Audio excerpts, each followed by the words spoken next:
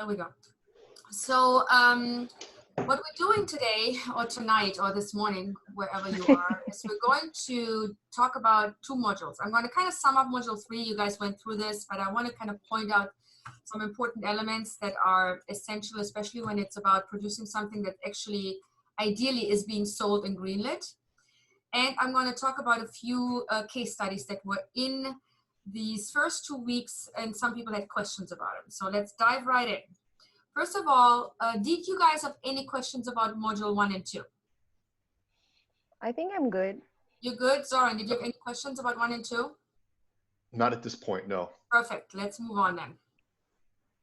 I'm going to do the first case study assignment, and I'm just going to walk you through it. If you guys had the right answer, then I'm just going to point out some important things. If you didn't, this might help. We had this first case study taken in London, and the assignment was to use the case study taken in London and just change the budget. So in this case, we started very slowly, very, easy peasy by just saying this is the budget. We're going to have international sales estimates estimated. Important to remember is that international sales estimates, which are issued by a sales agent comparable to a distributor, whose job it is to sell the rights on your movie on your behalf or on your TV show, whatever you're producing. So this is kind of an agent that does the work for you, that goes and sells the rights in the entire world. And they usually sell only international rights. That means anything but the United States. Sometimes they do United States as well. It depends on what their relationships are with local buyers, meaning with network stations in the US, with studios in the US, with some of the streamers in the US. If they have established relationships with them, then they will also sell the US for you. But in many cases, they focus on international rights, which is anything outside of the US. And the first thing they do, they're going to look at your project and give you estimates. And these are the international sales estimates. In the ideal world, you want them to be anywhere from 70 to 75% at minimum. If they're lower, we'll talk about that, but that's usually a signal that you have to do something about the project to either elevate the value of it or talk about the target audience that it has. Now, again, these are estimates. These are not actual sales. So you're hoping to make this kind of money. Now, if we're talking about pre-sales, which is a portion of these international sales estimates, in this case, it's 35% of the budget. These are actual sales that are made by the sales agent or by you, depending on what your relationships are with international buyers, network stations, studios. These are now actual sales. And the only difference between these sales and actual distribution sales, license sales, is that these are done before you produce your film or television project. That's why they're called pre-sales and not sales. So when you take your international sales estimates and you sell a bunch of rights, in this case, the pre-sales, you're left with the sales that you haven't done yet. You're left with the unsold rights that you can still sell. And it is important that you look what those are, because later you will use those to get a loan from a bank. So just keep in mind, international sales estimates, pre-sales are a portion of that, and whatever is left is your unsold rights. In our example, we have the US rights being sold at 20% of the budget after our film was made. So we can't really use them for financing purposes because we don't know about them yet, theoretically. They're being sold later. In our case, we also have production incentives. It's a spelling here, inceptive. Jeanette! I'm German, so sorry about that. So it's supposed to say production incentive. I did this morning, so you can tell. I needed my coffee, which I didn't have yet. So production incentives are available for productions in the US, but also outside the US, and they're basically, in long story short, incentives that are given to the producer for spending money in a certain region. So let's say you go to New Mexico, you spend $11 million in New Mexico. New Mexico says, thank you very much. We'll give you 20% in this case. Usually they give about 25 for New Mexico. And in our case, we say 20%. They give you 20% back for the fact that you spend money there. So these 20%, you usually would get after you produced your movie and spent the money. Now, that's not really helpful to us, is it, if we want to use this money to actually finance our production costs? So what we do in that case is we take the estimate of the production incentive and hand this over to a lender that's an incentive lender who will look at this and say, okay, New Mexico, I like it. I'll charge you 15% for cash flowing this and the rest is yours. So they will basically cash flow these incentives for you upfront before you even go start shoot the movie in the incentivized region, which is very helpful because it helps you to reduce other financing sources. So again, this amount is not being repaid. The incentive lender is being repaid from the incentive region and they get the money directly from them. So you don't have to worry about that anymore. Equity is usually used to balance out the remaining costs. So let's say you have your bank loan, you have your incentive, whatever is left, the equity will cover.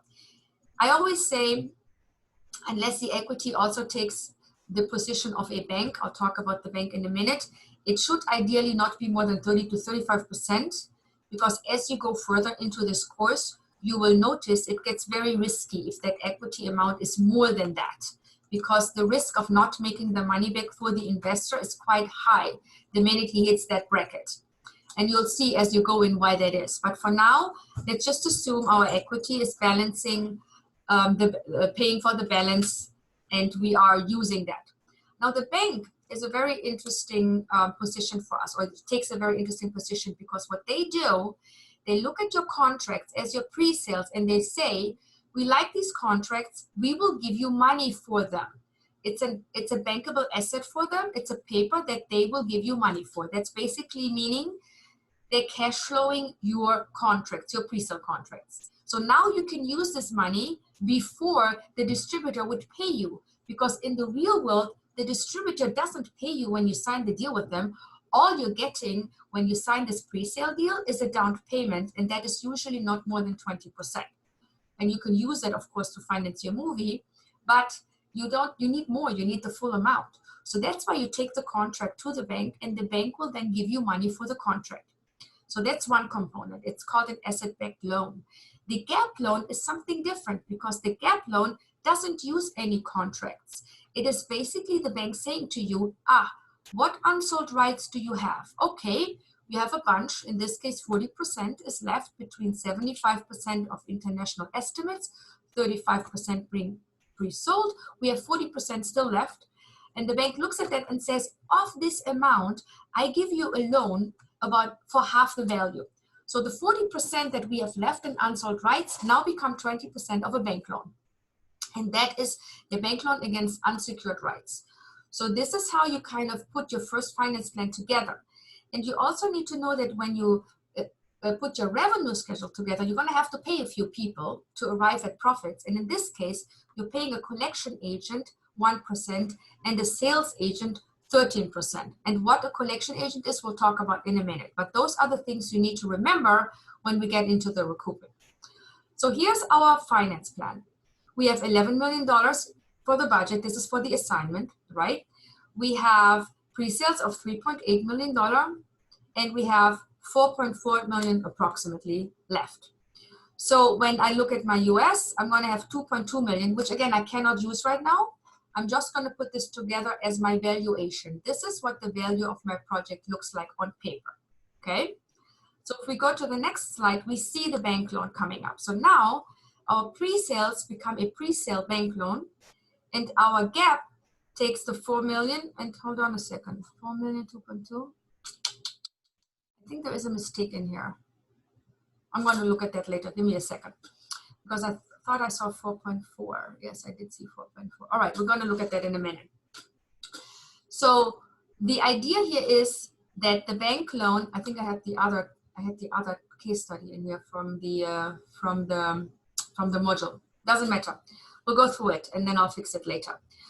I'm going to send you, by the way, this also as an Excel when we're done here. So you have this whole thing as an Excel available for you. So the idea is bank will give you half of the remaining rights, and the pre-sale lender gives you a pre-sale loan for your pre-sales. The production incentive is going to give you 20% of your budget, and you put it all together in a nice finance plan, and you end up with, do you guys see this down there? Because I have the Yeah. bar here. I Okay, think you can actually use it. We can see it. Do you see the investment of 2.9? The equity investment? 2.9, yeah, 2.9, yeah. Okay, good. So when we take all of finance sources together, we see we are left with equity, and that's 2.95. once we figure out if this is correct. Actually, I'm going to have to look at my Excel later. The concept is what I want you guys to understand, so that the elements that you're using are always consistent of a bank loan, incentives, and equity. There will be other finance elements that will come as we go deeper into the class, but I just want you to understand the basics for now. This would be our recoupment schedule. So once we are now looking at all our international distribution revenues, we're adding now our US sale. We get to the worldwide distribution revenues of 10,450,000. This is our entire pot that happens when the movie is finished and we're showing it at the Cannes Film Festival, or we're showing it at the American Film Market, we're showing it wherever we're showing it, and it's now being sold. So that's what's happening. So we assume in this case, we actually reached the estimated international sales. We also got a domestic sale, and altogether we're making 10,450,000. Now, when we look at a recoupment schedule, there is a certain order that applies, and everyone gets paid at a certain ranking. So the order that we are applying these repayments will always show you the collection agent in first position. This is the person that puts the collection agent together, where all the monies are going to go into this one account. This is a neutral account.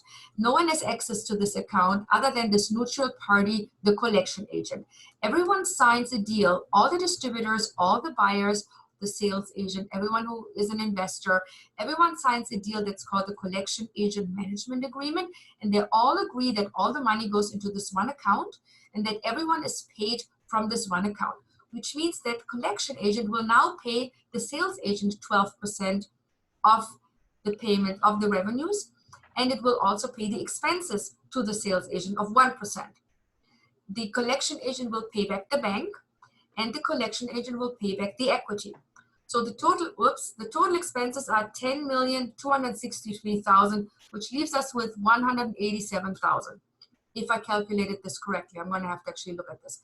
But the concept is that we need to understand who gets paid what and when.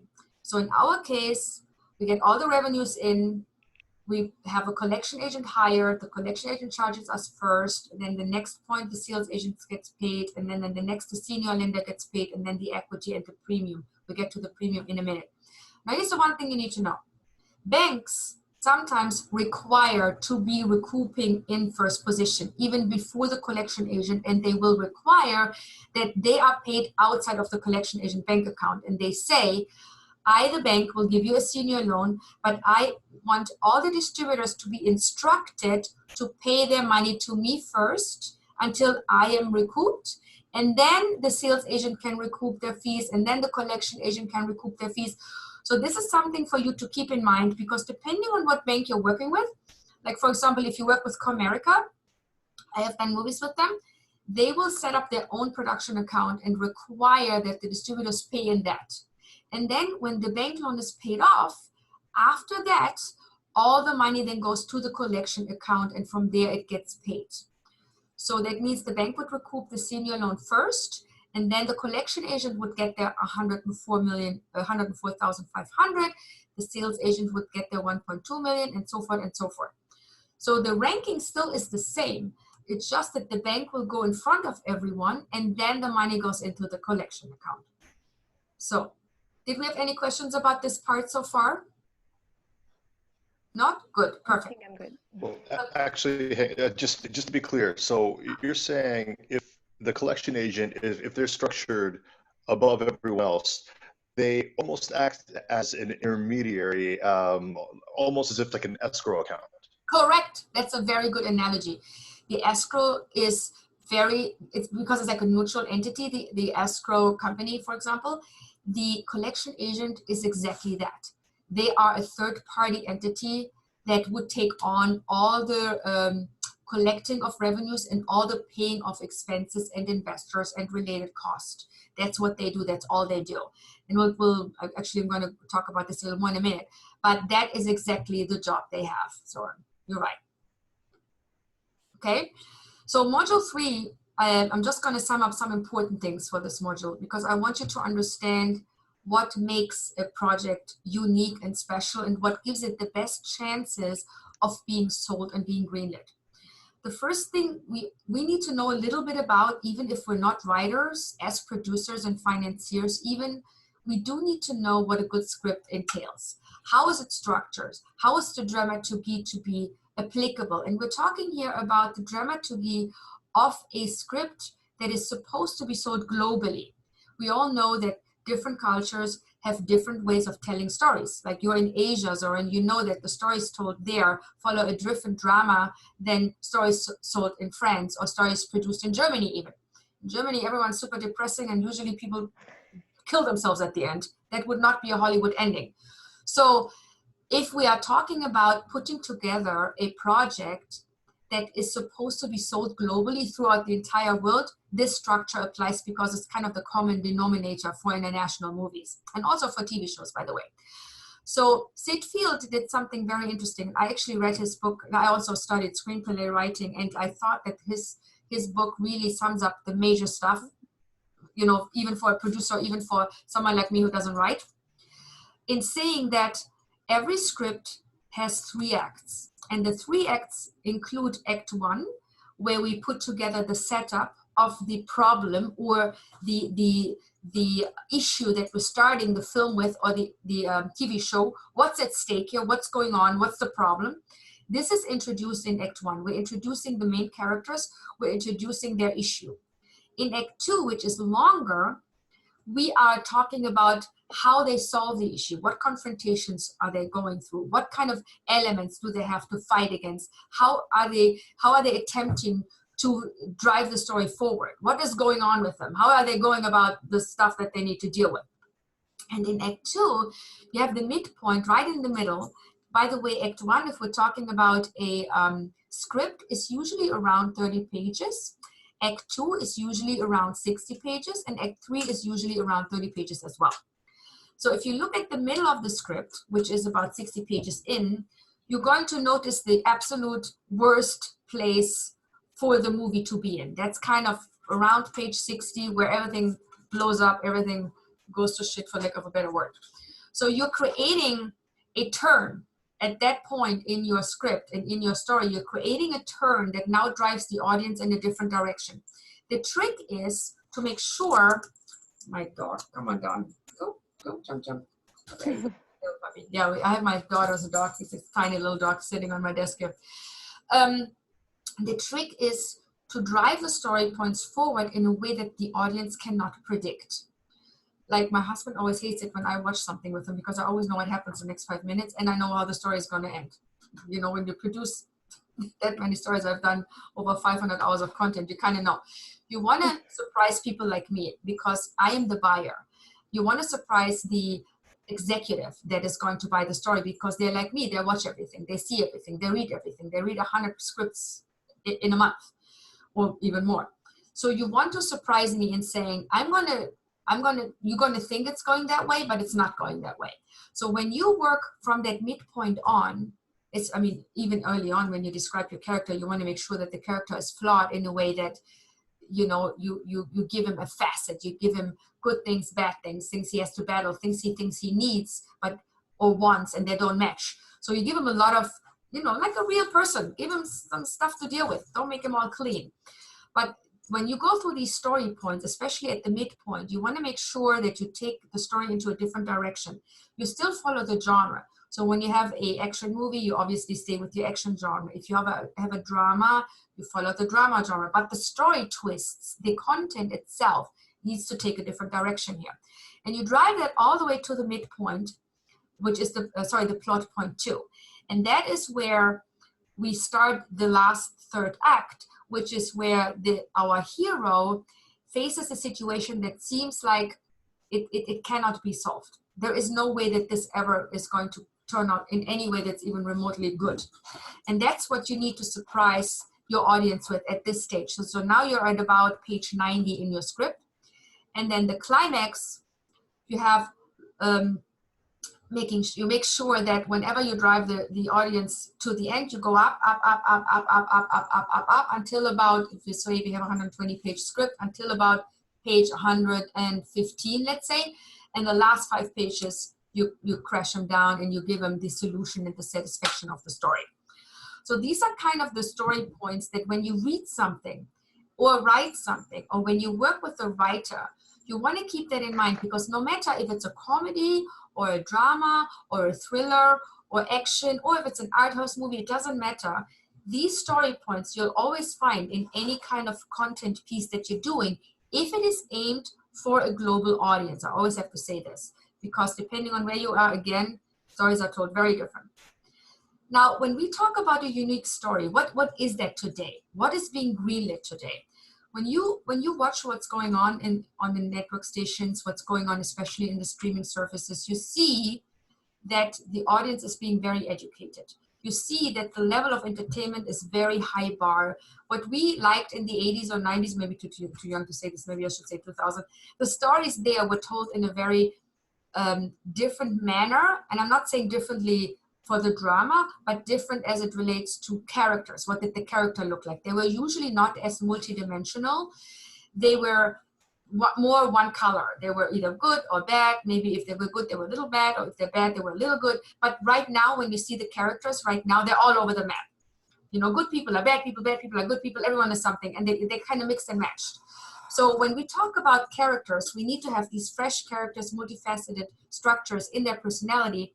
And we talk about concepts that are very, when we say high concept, that means that the plot points and the turns and twists in the story are not predictable, and that you really think about, how can I make this concept in different levels? When you watch a movie like Inception, which I still have to figure out how that even goes down, but that's an example for a high concept movie, because it's so complex and you're like, what?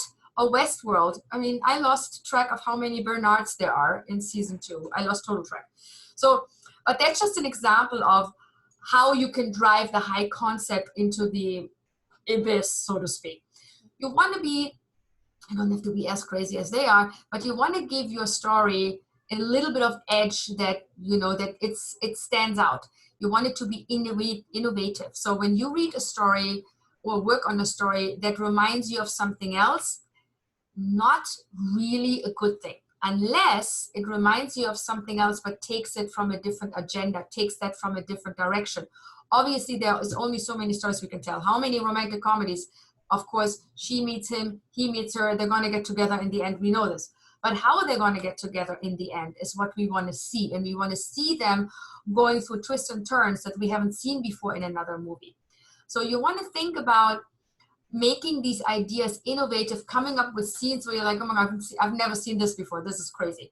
So those fresh things you need to see in the script. And you need to, if you're not the writer, if you guide a writer, you need to make sure that they understand this concept of making fresh stuff happen, being innovative. Don't, if you read it, if it reminds you of something, tell them this is like so-and-so, please take it a different direction, give it a different nudge.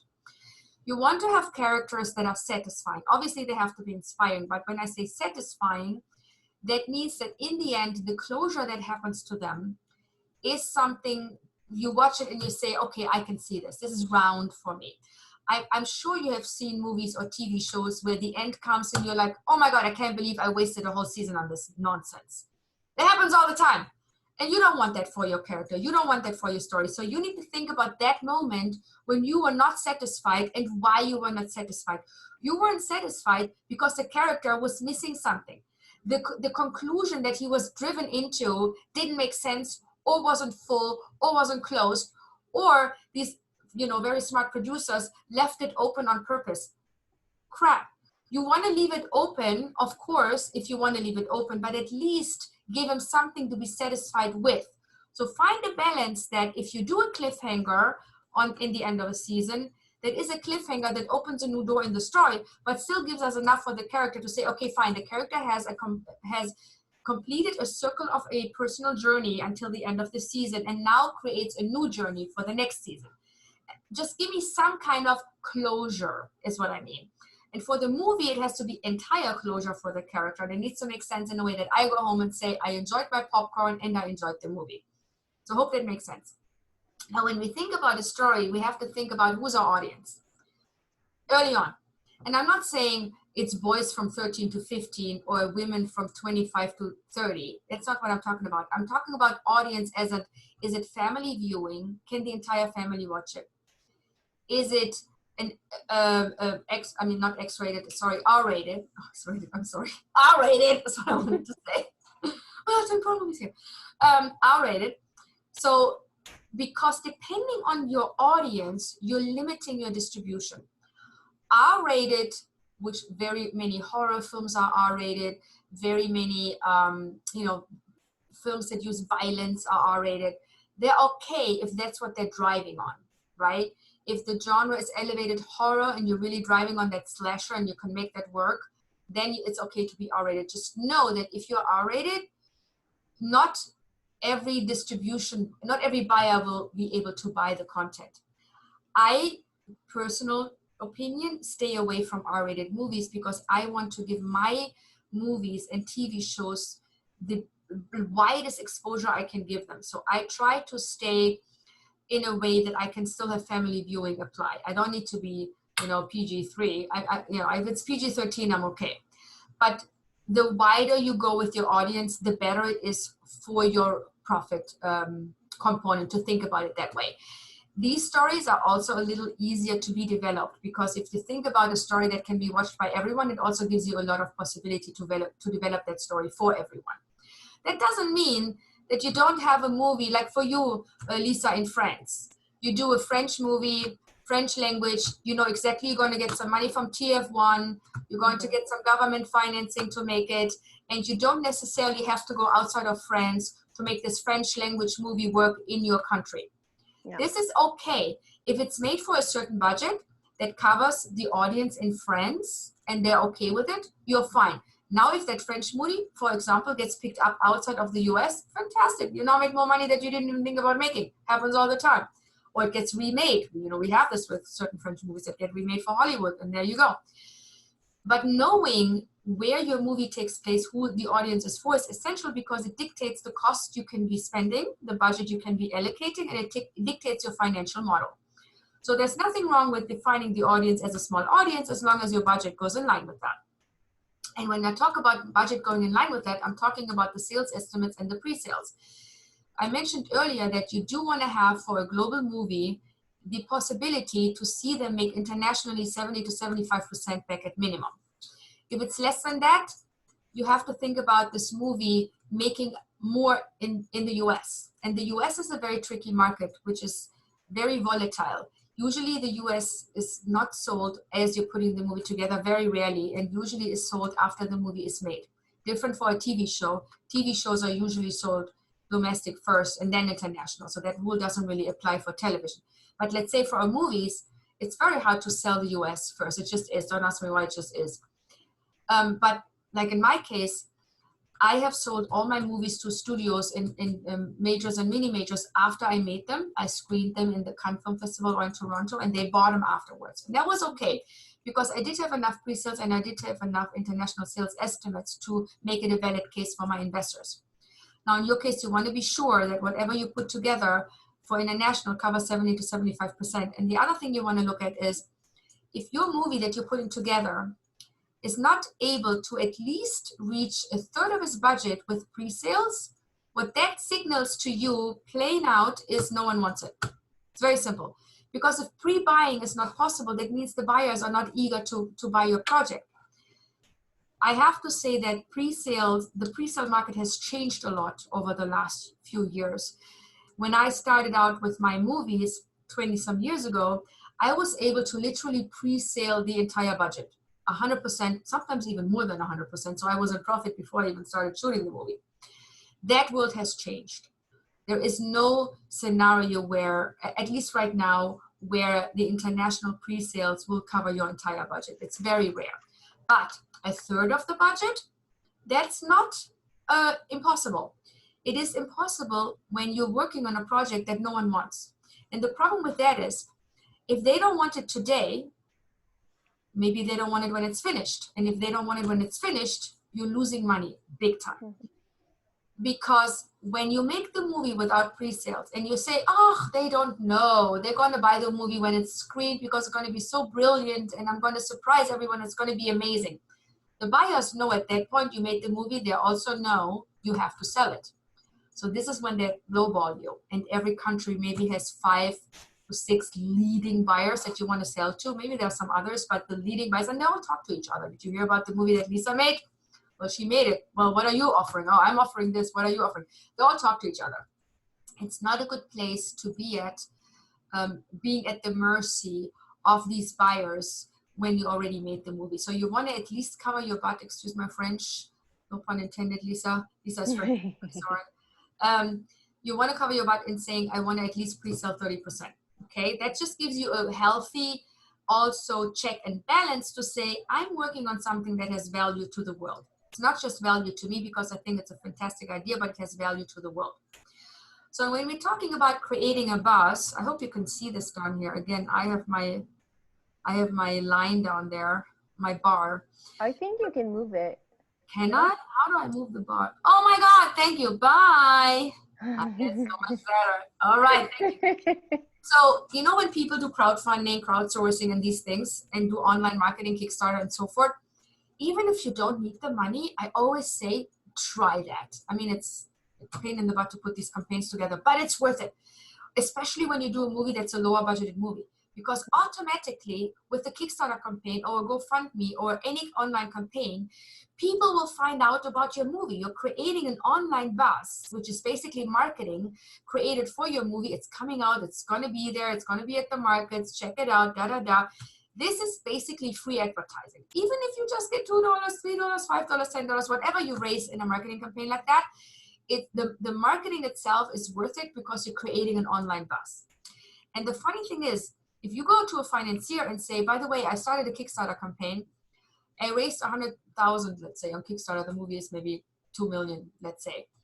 And I had so many engagements with my Kickstarter campaign. I had like 50,000 people clicking and watching and talking about it. The investor would say, oh, that's interesting. So you created already a marketing campaign. That's great. And it creates the value for them. So they find it more interesting to invest. And funny thing is also the buyers find it more interesting to invest. Network stations, maybe mini majors or studios, depending on what kind of level of movie it is, and streamers, because they all depend on that audience. They want to drive the audience to the movie, obviously. So when you can say, I already have a buzz going online, it increases the value for you. So it's something to think about. Let's talk about how you get your hands on a script and what you need to do. Obviously, you know, you want to figure out what is my genre, what is my audience. We talked about this. You know, the genres that sell the most and the easiest globally is always action and thriller. It just is. Harder to sell period drama, harder to sell comedy unless it's A-level cast. And even then, you know, sense of comedy is very different depending on what country you're in. But action thrillers, if they're high concept, can't go wrong with that, just so you know what kind of sells. When you work with someone who is a writer and you want to option their script or want to work with them on their script, it is very important that you put a little option agreement together that gives you the rights to the script for a certain amount of time. Usually it's a year, and then it's usually another extension for a year. It's a little bit of money that you pay, not that much for an option. In the option agreement, you will also put in the purchase price for the script, for the rights, when the movie gets made or when the concept gets realized also as a TV concept or as a documentary or whatever it is. You always want to make sure that you don't lift a finger ever before you have that option agreement signed. Because what happens very often, and I see this every time, you know, it's the producer, they meet at UCLA, they become friends with this writer, and they think, oh, you know, we're all together, we love it, we have like a, you know, friendship going, there's nothing going wrong, we're just going to work on this together. And then someone comes and says, you know what, I really like the script, I really want to do this, I really want to finance it, and you don't have the rights. So now you're in trouble. All of a sudden, the writer gets an agent, and the agent is breathing down your neck. You don't want that. You want to make sure that you just have a little piece of paper together, simple option agreement, one pager, nothing crazy, that you can sign, and you can, everyone's in the clear and saying, you know what, I have the rights, I work on this, I'm trying to put it together, I'm going to get financiers, I'm going to package it with the director and cast, but I want to be clear in doing the work in a way that I know I can control the train and the direction this project is going in. You also want to make sure that when you option a material, that you know where the material is coming from. Let's say the writer you work with has done a deal before with Warner Brothers, just for, you know, as an example. And Warner Brothers had tried to put this thing together and says, you know what, we decided not to do it. Happens all the time. The cost that Warner Brothers had in getting it to a certain point to develop it. They have like, I don't know, 5 different versions of it. They have to pay the writer 5 different times. All these costs, maybe they did a budget, needs to be paid. Maybe they did some location scouting for the project, needs to get paid. All this money is part of the IP. It is basically latched onto the IP, and it's called turnaround fees. So when you take on a project after Warner Brothers released it and maybe let the option go, you have to talk to Warner Brothers and say, by the way, you optioned this before. Is there any turnaround fee that I should be aware of? And then Warner Brothers is going to say, yeah, we spent $1 million developing it, and then we let it go. Now your job is to say, okay, obviously I cannot pay you $1 million, but can we do a deal of some sort that I can maybe pay you 10 cents on the dollar? Can we do something? You have to negotiate with Warner Brothers on this turnaround, because if you cannot do that, you're done. You cannot continue. So it is important for you to talk to the writer and ask him specifically, who had the script before? Did someone option it before? Can I know who this is? Is there some money that's going against it? Because you need to know where it's been before. If it wasn't anywhere before, then you're fine. The chain of title in that case is clear, because it means you're the first one to option it. But if other people have optioned it, it's create a chain of title. It means a chain that shows who else owned the rights at what point and how much they paid for it. So just something to keep in mind. When you do development with your writer, and let's say there is another producer that comes in that does development with you, it's very important that this producer signs a waiver that says, I will develop this with you, but I will not own any rights for any ideas that I bring to the table. Because what can happen is that you're going to close the movie, you get the money, everyone's happy, and all of a sudden that producer that you worked with that gave you 2 ideas that you put into the script says, remember that scene in the bathtub? Well, that was my scene. And remember that scene where he kills the guy that kills the guy? That was my scene. And I want to get paid for that. And believe it or not, you would have to pay the guy. And it's very hard to then do a deal at that point. So you want to make sure you have everyone who offers ideas to you, that is not you and the writer, sign a waiver and saying, we're working on this with you, we're offering some ideas, but we're not going to ask for any money, and we're releasing all rights to you. Just keep that in mind. When we talk about packaging, we're talking obviously about packaging a director and packaging cast. And when we package, we have to think about, how does this affect our budget? How does this create value or take value away? So when we have a movie where the director and the cast asking for huge fees, and we get the sales estimates back, and we realize now the value is not 75% of the budget, I have to lower my budget, then you have to start talking to these people. So in the ideal world, you want to start packaging with the director and talk to them about the vision they have for the movie, and then make sure that that kind of matches with the budget. You talk to the director also about the potential cast that they want, because you also want to make sure that that kind of falls in a direction that can create value for your project. So what your job is, you're going to talk to the sales agent and say, okay, sales agent, here's my script, and here's the director and cast I'm thinking of attaching. What do you think the value for this kind of package would be? And then based on your ideas, the sales agent will tell you, if you put in that director and that cast, it's going to be this much approximately. I can make about this much from foreign. If you put in that and that person, I can make about that much for foreign. They will give you feedback to your package ideas, and then you can take it from there. Your job is to think, always remember, 70 to 75% needs to be covered by whatever the sales agent gives me. So what package makes that happen is the package you want to work on. So you create your director, you attach your director first, and then you attach your cast. When you attach your cast, you make sure that the cast will approve of the director, and you make sure that when you attach the director, you put a clause in there that if the cast doesn't approve him, you can let him go. Because what happens sometimes is that you get an amazing actor, and the actor says, well, I'm not really comfortable with this director. But you really want the actor because it elevates the value of your project. So then you have to have a talk with your director and talk to them and say, you know what, I want that Jason Statham guy, but he really doesn't want to work with you. But I need Jason Statham because he's going to create value from my movie. So that's a tough conversation, but it's a conversation you need to have. So let me say this, it doesn't happen very often, but in case it happens, you need to have the possibility to maneuver, because your job is, you need to create value for your project in order to create profit for yourself and for your investor. And you have the duty to elevate the project and to create profit for the investor. That's your duty towards the investor. So you have to put this passes in the director agreement. Now, When you have a package and a story, you work on the story, you make it strong, you use a genre that works globally, you have a director package, the estimates are coming in at 75%, then it's time to look at the budget and seeing how do I level my above the line with the below the line. And the reason why you want to keep attention to that is because at some point you're going to have to insure the production. And you're insuring the production with what is called a completion bond insurance. And this completion bond insurance is necessary every time you use bank financing. The bank will require that you have this kind of insurance.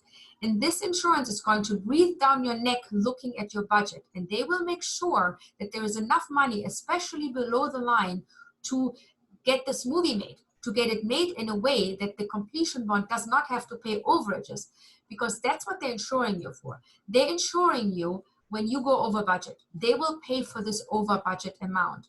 And that's what the banks want, and that's what the investors want, because they don't want to face a situation when you start shooting your movie, you go over budget, and all of a sudden you can't find the money, and then this thing sits there for years and years and years, and is not being released.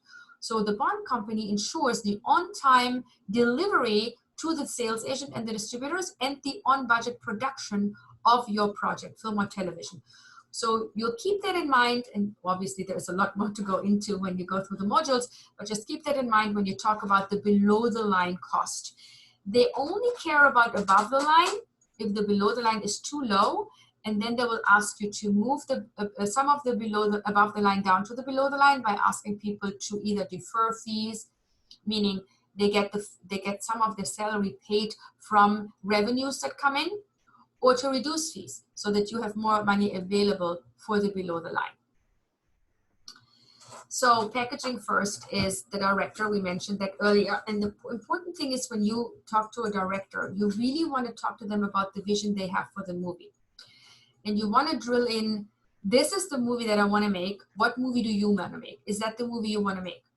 And in the development with the script, you want to see that taking place, because it will be the case that the director will talk to the writer in order to apply changes that apply to their vision.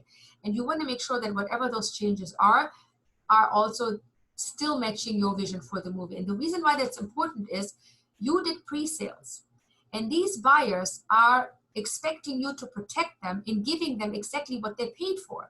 So when they paid for a script that's a thriller, and the director says, oh, you know, I kind of want a little more character work here, I want to slow it down a bit, it becomes a drama. You're now changing the genre for your buyers, and they have the right to basically cancel the contract based on that, and your entire finance plan blows up.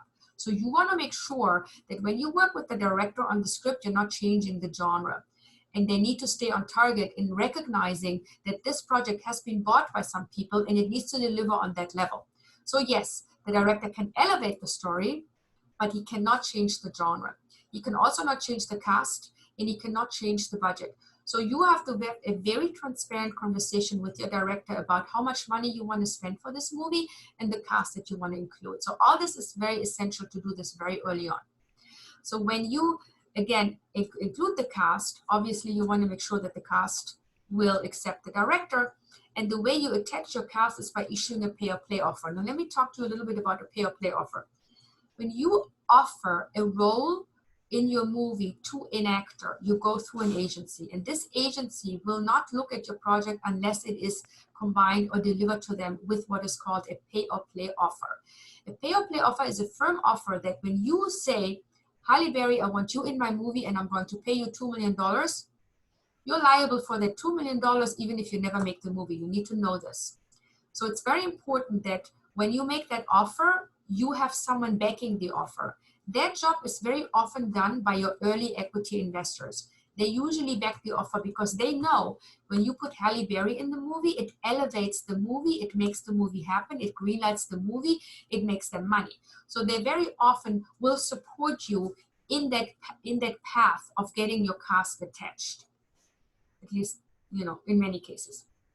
Now we talked earlier about the budget in the above the line and below the line. Depending on what kind of movie you make, the above the line can be anywhere from 20% to 50%, sometimes even more, by the way. But I'm just going to give you a range here.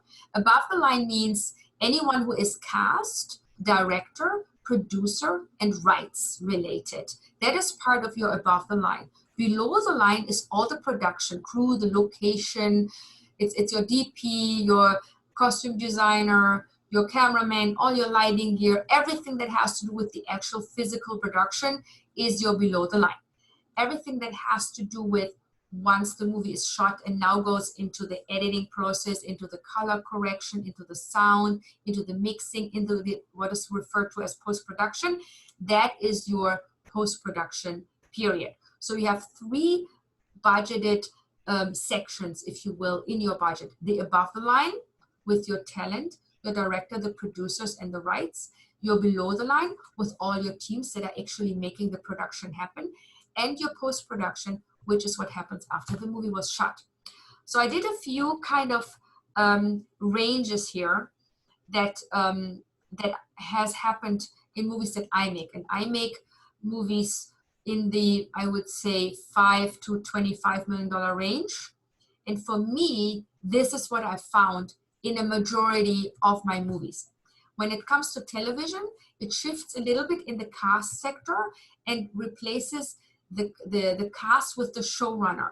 So what I'm saying is that the showrunner for a television project is in many cases more important than your cast. So what you would pay to, let's say, a Halle Berry in a TV show would be paid to a showrunner because they have a more important role in that case, because the network station buys the TV show based on a showrunner more so than based on a director or the cast. So if we look at our budget here, we would say that about 20 to 50% would be below the line, about 20 to 50 above the line, 30 to 50 below. The production for post is usually 10 to 30%, depending on if you have visual effects or not. Visual effects are very expensive. And if you have something that is like a sci-fi or very visual effect driven, you're going to have a larger post-production component and probably a lighter production component because a lot is shifted to visual effects. But let's say the rights, for example, for your script, you would pay anywhere from 1 to 4%. And when I say rights, it also would include any underlying rights.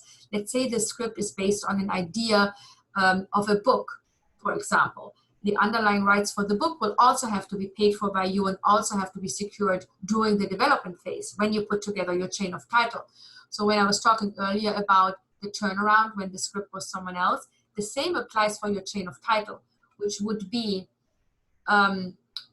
this idea based on a TV show, this idea based on a book, this idea based on a game show, or this idea based on a game, let's say. All these different things that an idea can be based on, they need to be dealt with early on as well, and you need to acquire the rights for those as well. You can do it same way as an option agreement, and then you pay the rights out when you actually make the project happen. So all these costs would be around 1 to 4% of your budget. The producers can be anywhere from 3 to 15%. 15% is really pushing it, and the completion bond company will likely say, knock this down to 10% just to give you an idea, but doesn't hurt to ask. Marketing publicity, this is not to be looked at as a P&A. P&A is print and advertising, hasn't really anything to do with print and advertising anymore because everything is digital today. But when we talk about a P&A campaign, which is a marketing campaign, we're talking about creating a campaign for a film that's supposed to go into the theaters. So the campaign that's related to the theatrical release is a P&A campaign. It's not in the budget. This budget has to do with marketing to take the movie to the film festivals or to the film markets, has to do with some publicity work you want to do to create some buzz. That's why this amount is very small, 1 to 3% of the budget. If you look at a P&A campaign, that can sometimes be half your budget, could be your budget, could be even more than your budget. Remember the whole Harry Potter case. So that's what the P&A is supposed to do. It's not part of your budget.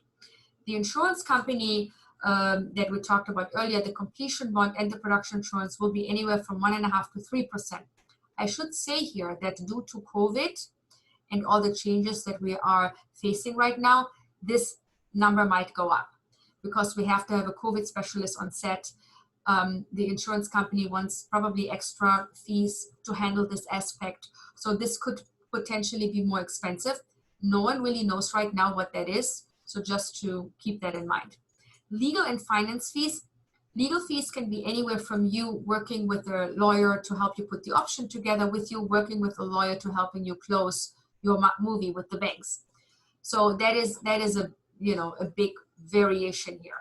And sometimes you even have to pay for legal fees for other people that say, yeah, well, we do the deal, but you pay for my lawyer. So these fees are part of this legal and finance component. Sometimes you have to pay finance fees to someone, and you would put that finance fee in this section of your budget. Contingency is something that is required by the bond company. The bond company usually asks for 10%, and you always want to knock them down to 5%. This is basically a reserve. It is not related to any of the line items in your budget. It basically just means if you go over any of the line items in your budget, the money comes out of the contingency, so the insurance company doesn't have to pay it. Just keep in mind what the contingency would be used for.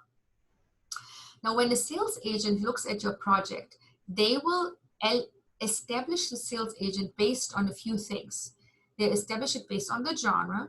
They establish it based on the packaging that comes in. They establish it based on the budget level.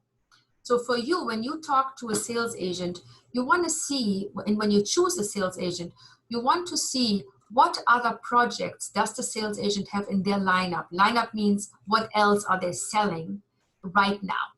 And what have they sold maybe in the last year or so? So you would pick sales agents who sell content that is similar to yours in budget range and genre. And those are the people you would approach in order to pitch your project to. So when we talk about talent packaging, you want to make sure that whatever they're selling, that talent is of a similar level than yours. So it means you don't want to go and have your A-level talent movie with a sales agent who's selling B-level actor, you know, Jean-Claude Van Damme action movies. You don't want to be with that kind of sales agency. You want to be with a sales agency that sells projects that have similar level actors than the actors that you're attaching.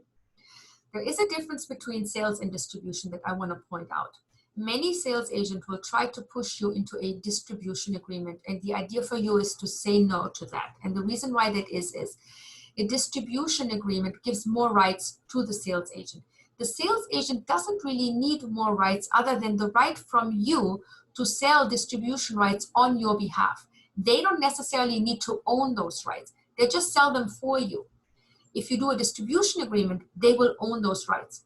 A distributor is someone who buys the rights from the sales agent to then distribute the content into their theaters locally, onto their network stations locally, and on their streaming services locally, or whatever happens in the local country. So when a French buyer buys the rights for France, they take the movie into the French theaters, put it on TV1 or wherever they put it, Canal Plus or wherever it goes, and on the streaming service, it might be a local streaming service. So that's a distributor because they actually buy the distribution rights from the sales agent and they're actually distributing it throughout the value chain. Value chain meaning theaters, video on demand, DVD if they still have it, streaming, television, pay TV, and so forth. That's their job. That's what they do in the country. That's not really the job the sales agent does. So why would you want to be a distributor? Unless the sales agent says, I'm going to distribute this, like literally release it in theaters and literally, you know, deal with the television network and deal with a streaming service and recoup myself from that. If they are a distributor, they have to pay you for those rights. So they have to give you money like the distributor would give you money. So sales agents don't really do that.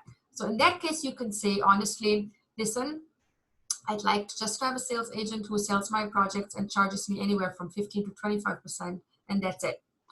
And that's the difference between sales and distribution. Now, when you look at what the distributors and buyers and networks want, they obviously want a strong idea that's fresh. They want a fully developed project that has a director, a cast. In the case of television, they want a showrunner attached. And they want to see some financing elements. And what they want to see is kind of the finance plan you learn about here. It can be a preliminary finance plan. So when you go and sell a movie to Netflix, you tell them, here's what I'm planning. I have an equity investor that I'm negotiating the equity with. I'm going to pre-sell 35%. I have an international sales agent. I'm going to shoot this in Iowa where I get 50%, not so much anymore, but I'm going to shoot it somewhere where I get an incentive. You're going to lay out the finance plan for them and say, these are the elements that I'm going to put together. They want to see that you have a plan and they want to see some things already, been worked on. You don't have to have all the money together, because otherwise why are you going to them? Because then you don't need to go to them. But you need to show them a plan. So that plan is a fully developed project that is packaged and has a little bit of equity maybe attached, and then is about to attach all the other elements. Now, when we're talking about access to the buyers, we are accessing them through our sales agent internationally. There is, you can theoretically go to the film market. You can go to Cannes, go to the film market, and you can make set meetings with buyers there, Canal Plus, ProSieben for Germany, ITV for England. You have the possibility to do that, of course, but I can tell you out of experience that even with me, an experienced producer and financier, they don't want to buy this stuff from me. They want to buy it from a sales agent who understands what delivery elements they need, all the little things they need. They want a trailer, they want a poster, they want soundtracks, they want all this little technical nonsense. You don't want to worry about that. They know that when they buy from a sales agent, they don't have to run after their delivery elements. So that's why it's better to just tell the sales agent, go do your thing. That doesn't mean that you shouldn't be at the film market and maybe see what they're doing. How are they selling it? What does the poster look like? What does the trailer look like? What are they doing if they have a trailer? So there's nothing wrong for you to check out what your agent is doing for you, who are they meeting with. And you want to, of course, have them give you a report after every film market, who they sold to and what the feedback is that they gotten. Are they able to sell it for the minimum amount that they estimated in their sales estimates? Do they have to go lower, in which case you have to approve that number? Or are they selling better, which is great. So every film market that you're visiting with your sales agent or without, after that you want to get a sales report from them. When it comes to domestic rights are very often sold through talent agencies like CAA, ICM, the Gersh Agency. Those kind of people take on very often a project and saying, we handle the domestic, we'll talk to domestic buyers, studios, mini majors, network station, whoever, we talk to them and we'll take care of that. Sometimes you have a situation where you're doing a co-production. So let's say you are you find an American movie that you like and you're going to produce it in France and you're going to do it as a co-production with Canal Plus. In that case, you would do a deal directly with the network station. And Canal Plus would buy it because maybe you have a great French actor that they like, and maybe you shoot it in Paris, which they appreciate, and maybe it's a story that lends itself to the French culture, which is great. So in those situations, you do a co-production, and in that situation, you would actually talk to the buyer. All right, where are we? So, important for you again to understand the marketplace, story, develop it to the target audience, budget, sales estimates, combine these things together to match it, understand what the buyer wants, give them what they want, and understand how you are mitigating the risk for your investor. And the way you do that is you package it properly, you stay with a project that makes enough money internationally, that is supported by pre-sales of about a third of the budget and by estimates of about 70 to 75%. And you are always going to ideally have a bank loan because it's cheaper than equity. And you're going to always have some non-recoupable finance options in there. Non-recoupable can also be, if let's say you shoot it in Los Angeles, where by the way, that's my dog that makes weird noises here, so sorry about that. I'm going to turn on the light. It's getting dark. Hold on 1 second. I'm in the dark. Yay, dark. All right, turning this on. There we go. So if you can, let's say you shoot in LA and you don't really have a meaningful tax credit, because in California tax credit, boo-hoo, I mean, it's really not worth anything. In that case, you can do brand integration. You could talk to Pepsi and say, listen, I'm going to have this TV show.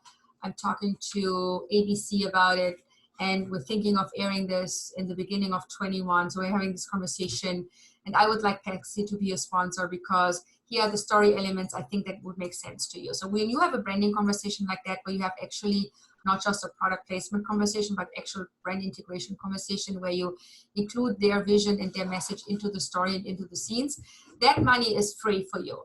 You basically don't have to pay that back. So whatever they're paying becomes a non-recoupable finance component for you. There's another thing that is music investment.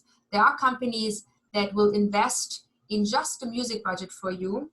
And that means that they will give you money and recoup it from the music royalties. When you have an original score or original songs that you're producing for your movie or your TV show, that has value because these royalties will be paid. They would be paid to you if you would have them not sold to the music investor, but the music investor says, I'm going to own these rights in perpetuity forever. And what they do is they build music libraries. So for them, the music investment is something that they pay for. That's another non-recoupable finance component for you. So these are things to think about with or without a tax credit, but you always want to include them in your finance plan. Now let's talk about the collection agent. When you have a collection agent, it's impossible to have what is called Hollywood creative accounting happening because the collection agent monitors every dime that comes in from distribution or ancillary rights. Let's say you do a book about your TV show, let's say it's a television show, it's a cooking show, right? In that case, you would do a cooking book, a nice little, coffee table, nice cooking book. You would do, and you would sell that, and it's connected to the IP, and those revenues would go into the collection account. Or you do, or let's say there is going to be a spin-off made of your show. One of the characters is so interesting that the network says we want to do a spin-off series just about this one character. Happens all the time. Or maybe a remake is done of your story, and it's been done by who knows who. And all that money, ancillary rights revenues, will all go into the collection account as well as the distribution rights. So I call the collection agent a profit police because they watch everything that comes in and everything that goes out. I have to say that unfortunately, there are plenty of sales agents and distributors who will not want to enter into a collection agency management situation, in which case, let's say you have a sales agent who sells the rights for you to the distributors. That sales agent would be paid by the distributors, right? They would get the money and then they would have to account to you. That's a nightmare, and it's an audit waiting to happen. What very often happens, it actually happened to me, is they don't report correctly. I don't know who they're sold to. I don't know if these reports are correct because are they giving me copies of the deals? Maybe they're complete, maybe they're not. I don't know. And the money comes in, and very many times they use it for other things. So they sit on the money for 3 months or 6 months until they make a report to me. So whenever someone that has other things going on in their company has a hand on your money, that's a bad thing. What happens if the sales agent goes bankrupt? Your money is gone. You don't want to be in a situation like this. So if a sales agent insists on collecting the money from the distributors, that's a sales agent you do not work with. You only work with sales agents who are perfectly okay having a collection agent collect on the sales that they're making. The most professional sales agents will have no issue with that. And it's only the slimy little buggers that will have an issue with that. And that's not the people you want to work with anyway. So for you to know as a first line of defense, if you're working with the right sales agent, is to ask them, can I include a collection agent in the deal? Are you going to sign a collection agent management agreement? It's a short version, CAMA. Are you going to sign that? And is that okay with you? And if they say no, you're going to go somewhere else. The other thing is you have to have the collection agent early on draft this CAMA agreement. And what this CAMA agreement does, it's connecting all the various investors and banks and distributors in one agreement. So everyone you have a deal with, the actor, SAG, the guilds, WGA, DGA, anyone, I mean, maybe it's a good movie, maybe it's not, but anyone that you're working with that is part of this production as a talent that is profit participating, as a person that is deferring a salary, as a guild that needs to be paid residuals, as an investor or a bank that needs to get paid, anyone who gets money, as a sales agent who has expenses, anyone who gets expenses, all these people are combined in this CAMA and they all sign it. And what happens is it will become the heart of your project because it says exactly who gets paid what and when. And the collection agent will issue reports every time money comes in. In the beginning, they do a lot of reports and later it's a quarterly thing. So they send these reports to everyone at the same time. So everyone always knows what's happening at any given time, how much money came in and who's getting paid what, and when they are getting hopefully paid, when they're next in line to get paid. So that's why this collection agent is so important for you because it takes a lot of headache away from you, and more importantly, it takes away the responsibility that you have to your investor regarding accounting, because the investor cannot sue you if there's no money showing up, because you can say, I'm sorry, but I'm not collecting the money, the collection agent is collecting the money, sue them. So you're out of that liability, which is very important. So just keep that in mind, just for your own protection. We talked about a little bit in the modules what a ideal finance plan would look like. So again, we have the estimates at 75%, approximately pre-sales at approximately 35. Now, when we talk about bank gap, you will never get more gap, like regular gap, than 20% from a bank. You might get less, you might get 10%, you might get 5%. It all depends on how many rights you have available to sell and how comfortable they are with your sales agent. The bank term sheet will tell you how bankable your sales agent is, and you should really talk to the bank early on and tell them, here are the agents I'm thinking of hiring. Which one do you like best? Are they all bankable? How does this work? So they will actually give you feedback and saying, you know what, this sales agent, sorry, we don't bank their numbers. We don't bank them. They're not bankable to us. And interestingly enough, different banks have different bankable sales agents. So it's not all the same. So you want to kind of figure out, is the guy that I'm choosing, can I get a loan with this guy? So have the conversation with the bank early. And by the way, these banks are very approachable. Entertainment banks are always looking for deals. They're always looking to make relationships. And they're always available to give you advice on, you know, how to approach a sales agent. Another thing to know is a bank loan for gap is only going to be applicable and available to you if you have sold at least a third of your budget, because even the bank who doesn't want to take risk, and that should give you an indication, doesn't want to lend you any money unless you pre-sold about a third. So that'll tell you. That's when you know, okay, if I pre-sell a third, I'm on the right track, because even the bank will take my movie. So the bank's cap for gap is going to be 20%. Mezzanine is also a loan. It's also referred to sometimes as super gap. It kind of sits between the senior loan and the equity. That's why it's also referred to as a junior loan. I would never put in more than 15%, because if it's more, you're pushing the equity back so much and there might not be enough collateral available for them. So, and it's not really, it's cheaper than equity. It's more expensive than a loan. It's really only used if you can't get enough equity. Sometimes it's easier to just have, you know, your equity be at 35%, because then you're usually done. We set here equity up to 35. Now here's the trick with equity. If the equity investor says, you know what, I don't want to sit behind the bank. I don't want to sit behind mezzanine. I don't want anyone in front of me. I want to be the only one to recouping in first position. I don't want to deal with anyone else in front of me. In that case, the equity can actually give you up to 55%, because they would just take over the bank position at 20%, and that's fine. But if it becomes more than that 55, it gets a little tricky. So that's where you kind of want to put the brakes on and say, you know what, let me try to find the rest of the money somewhere else. But let them give you about half the budget if they don't want a bank in front of you. That's okay. You want tax incentives, meaning production incentives of at minimum 20%. You want to do some crowdfunding, crowdsourcing. It's always good. Brand integration. In-kind services. In-kind services include the music investment I was talking about earlier, but it can also include a post-production deferment. Here's what post-production companies do. They want your business. And they will tell you, we want that movie, and if you give it to us, we will defer 50% of your fee, and you don't have to pay us until recoupment. And because we're taking some risk, we're going to charge you a slight premium, let's say 10%, on the money that we're deferring. That's a good deal for you. So that will save you money, and the post house is going to be very happy that they get you, and you're going to have some of your risk deferred to later. So that's a deal you want to do. Now, I wanted to walk you through a little example here of what happens if an equity investor gives you 100% of the financing, what that looks like. And I think we had that in the module. I'm just going to walk you through it real quick. We have a movie here that's $5 million. We're estimating our international to be 75%, and we're estimating the US to be 35%. I'm being generous here, 35% for the US. It's you know, usually if you're at 25%, you're okay.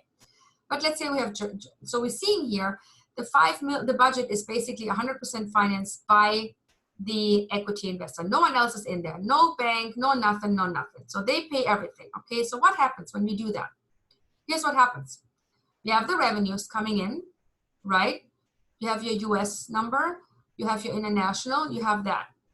So these are your revenues. You have your adjusted gross, which is basically your gross revenue, and then you start paying people. You're going to pay the collection agent. Maybe you don't have one because you have one investor, so you save the $55,000, but you're not going to save on the sales agent because you need the sales agent to make all these sales here. They're important. So you're going to pay that guy. And that's 16% is actually low. So that money is going somewhere. You're not having a bank loan, obviously, but you have your equity that you have to pay back. You can't even pay the guy the premium as you see here because you don't have enough money coming in. So you're losing $435,000 in this scenario. Now, if we do the same movie and we're slicing it up and saying we're going to do 35% pre-sales, we're going to do 20% bank, we're going to do 25% tax incentives, and we're going to have the equity basically, handle the rest. Here's what happens. So you're just by plugging in the finance elements you just learned about, by taking pre-sales, by taking a bank loan, by taking a tax incentive, you're now making money and you're automatically getting, hold on, here it is, you're getting a net revenue of $374,000 because you're using this other money to replace the expensive equity. So that's why I always say it's not necessarily a great example mathematically to have your equity investor pay for everything, because you saw earlier what can happen. If the same movie is structured in a different way, all of a sudden we're looking at $374,000 that we didn't have before. So that's something to keep in mind to when someone says to you, I want to pay everything. If you have an equity investor coming to you and say, I want to pay the whole thing, you tell them, listen, why don't we do this? You pay 50% of the budget for this movie and you pay 50% of the budget for the other movie. You're paying the same amount, but you're now getting two movies for the same price and you're diversifying your risk. That's a conversation to be had with someone who's eager to spend money with you. This is a case study that's actually available for you to do or not do, if you want to do it or not. I'm going to walk you through it. It was an example that is offered as an extra credit. I want to kind of walk you through this. So we're now adding a few more financial elements to the picture, because we're going to deal with an agency getting just money for international rights. We're including a US distribution fee for the US sale. We're going to deal with, profit participations, what that is, does it look like? We're going to look at interest payments being due to the bank, and we have a loan fee being due to the incentive investor. We didn't deal with any of this in our earlier case study, so now we're adding some things to make it a little more interesting with our finance plan. So for this movie that we're spending $18 million for, we had sales estimates that we're believing to be at 75%, so it's $13,500,000. We have our pre-sales with $6,300,000, and we're believing to be able to sell the US later for $5 million. So altogether, we should be making $24,800 if all goes well. So how do we finance this thing? We're going to do pre-sales that the bank will give us on face value. Just so you know, in the real world, and you will deal with this as you go deeper into your modules, the bank will actually discount those contracts. They will not give you the face value of 100%. They will apply for every distributor a separate discount value. So for a distributor who is in an economically challenged country, or for a distributor who has a sketchy payment record, because they know them all, they work with all of them, they will probably discount them heavily, sometimes 50%, sometimes 75%. So you're not always automatically getting 100%, just keep that in mind. In our case, to make it simple here for this version, we assume the contracts are being cash flowed at 100%. We're now getting a down payment that we're using to finance our movie, because when the pre-sale happens, the distributor will give the sales agent 20%. The sales agent will hold the 20% until the movie is fully financed and then release the 20% to us. So we can use the 20% to finance our movie. The bank will, of course, recognize this and deduct this 20% from this number because we already received it. That's why the gross pre-sale loan is pre-sales minus down payment. And the bank will now also apply interest here. And it will deduct the interest the minute it gives us a term sheet and the minute it releases the loan. So what we have net available to finance our movie with is this number. So we don't have the entire loan now. We're deducting a few things, right?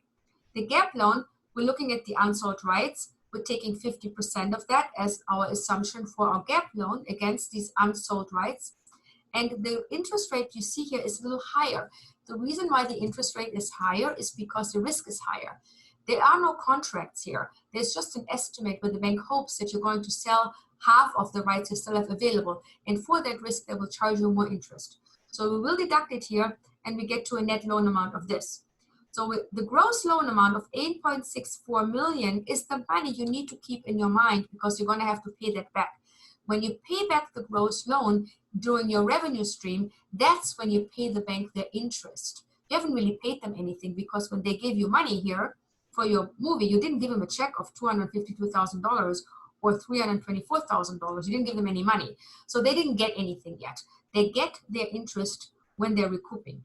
What you have available to spend on your movie is $8,064,000. So we have our production incentive in here and our lender is charging us 15%. We have to deduct this fee. So our net amount available is $3,825,000.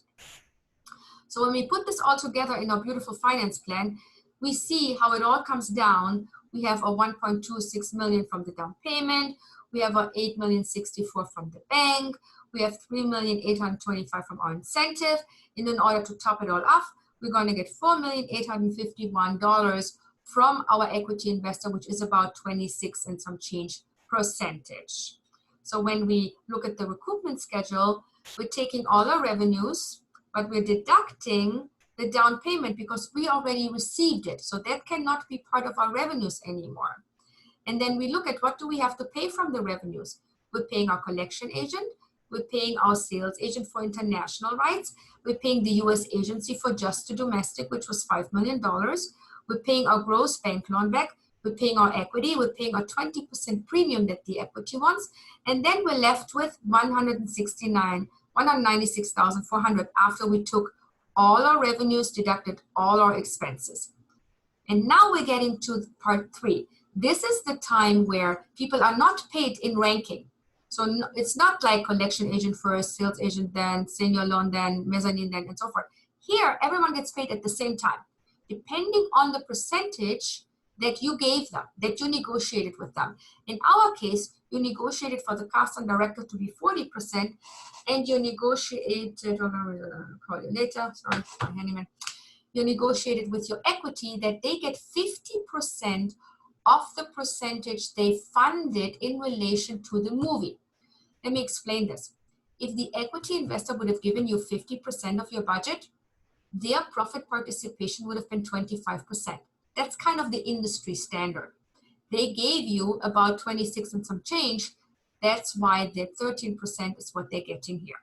So for the producer, which is you have left 91,375 after everyone is paid. And again, these people are paid at the same time in relation to the percentage that they give you. Now, any questions? No questions? Everyone understood everything? My, that's great. So this is the last slide regarding the group project that you probably saw popping up somewhere. You are automatically assigned randomly to a group that has a group leader, right? And that group leader hopefully knows it's a group leader and starts putting together their little groups, like say 5 or 6 people in a group. And you would put together a business plan. This is the kind of business plan you would use to pitch your project to buyers like me, like a financier, to equity investors, and to network stations, and to studios. And not really to studios, they get a different deck. But anyone who's supposed to give you money, you will have this kind of business plan for them. And the way to put that together is what you learn obviously through the modules. But you start putting your pieces together by coming up with one project that you all work together on if you want to. It's an extra credit thing, not everyone wants.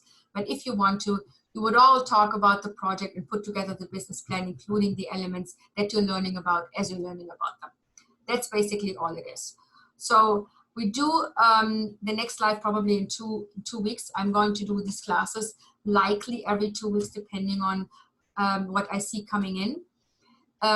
Again, the classes are not mandatory. You can join them if you want to. You don't have to. You can watch the recording because this class is set up to be online all on its own. It's perfectly fine to be understood. But I do want to do these live classes because people have questions, they need clarifications, and sometimes I just want to throw some ideas in or stuff that they work on that they have questions about, projects they are looking at that they have questions about, or things that they want to finance they have questions about. So that's why I offer these live sessions for everyone to share what they're working on or questions they have regarding the modules. So do we have questions? Not right now. Maybe when I go through it again and read my notes, I will have some. Yeah, I know it's a lot of. I am echoing that. There was a lot of information here, and I'm still kind of digesting it. And Yes. so I don't have any questions for now, but I'm sure I will. Okay, so what I'll do is this. Obviously, the recording is. I hope the recording is available. Let's see if it recorded. Who knows? But when you go through it again and you watch it again, or when you digest all the stuff I just threw at you, feel free to either call me, email me, or whatnot. I have next week. I put some virtual office hours in the calendar. But if you, let's for example, use and it's probably better for you to do it at night. So feel free to just email me and say, I can't really do the morning hours. Can we do something at night? I'm always, you know, if we schedule it a little in advance, I can do these conversations one-on-one, also outside the office hours. So don't be shy to ask. How do I end the recording? That's a very good question. I have no idea how to end the recording. Stop recording.